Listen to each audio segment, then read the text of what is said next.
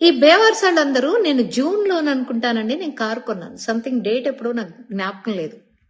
Car కొంటే ఆ రోజున నాకు పెమ్మసాని గారు ఇచ్చారని చెప్పి ఇష్టం వచ్చినట్టు ట్రోల్ చేశారు, ఇష్టం వచ్చినట్టు అసలు తిట్టారు. అసలు ఇంకే ఉంది, నేను ఫేక్ పోస్ట్లు వేయడానికి పెమ్మసాని గారి దగ్గర లంచం తీసుకున్నాను అన్నారు.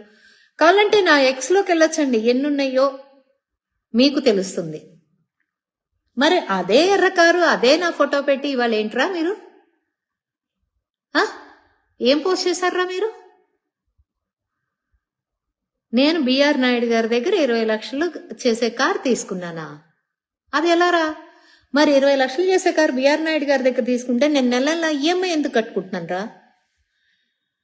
నేను రోడ్డు మీద వెళ్తున్నప్పుడు నా కార్ నెంబర్ ఉంటుంది, ఆర్టీఓలో కొట్టండి యాప్లో, దానికి ఈఎంఐ ఉంటుంది ఒక 32,000.